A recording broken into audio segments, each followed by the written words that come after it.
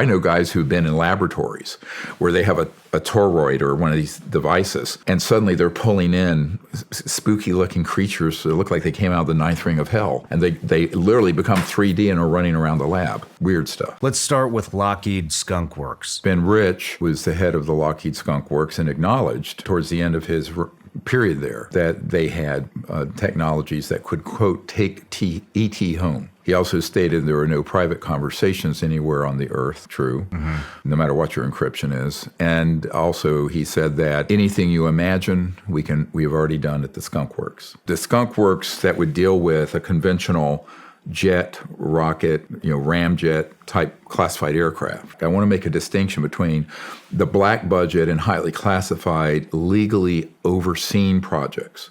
Here I'm talking about, there's a guy I'm working with now who literally oversees the black budget of the United States. And when he tried to find out, he went out to the Lockheed Skunkworks, he was shown a bunch of these conventional propulsion systems. He was not shown the ones that are the man-made UFOs, that are the electrogravitics, the things that float, boom, 100,000 miles per hour. Let's talk about the secret air show in 1988. We have a man who was at that air show who described it in full. It had scorch marks and other things on it, and they had been told at this secret air show that it in fact had been out in the solar system, out in the space and back. This is late 1950s, early 1960s. Now, ironically, my uncle who worked on the lunar module, put the first man on the moon, that was 1969.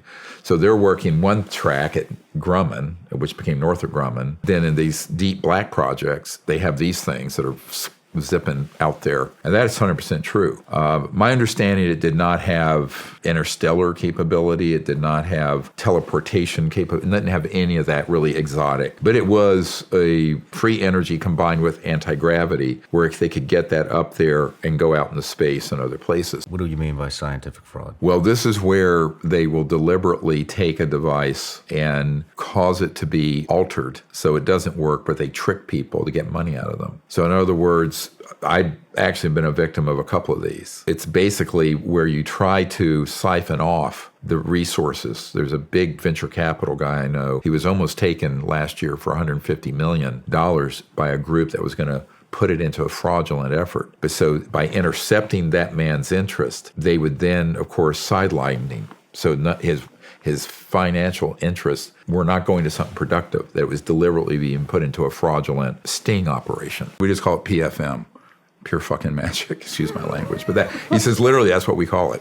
What I'm trying to do is bring to the light how many corporations would be pissed off if we did hit 0-point energy. The gas industry, power industry. Oh, sure. The car industry. It's huge. Well, the car energy would just have to pivot to the type of motor, and an electric motor with a 0-point generator. Your public utilities eventually will retire because every home business will have its own energy source. Now, the only thing you'd really need oil for is chemicals, petrochemicals, plastics, things like that. And I don't think we have 100 years left to fix it. I don't think we have 20. The rest of the world will be able to go from having nothing in the way of energy generation, 3 billion people have no power energy at all, to having these systems. And suddenly you're going to see so much happen in the world that is going to be a human advancement. And aside from the air and everything becoming pristine and clean, there are going to be such great opportunities for, the dispossessed people of the world.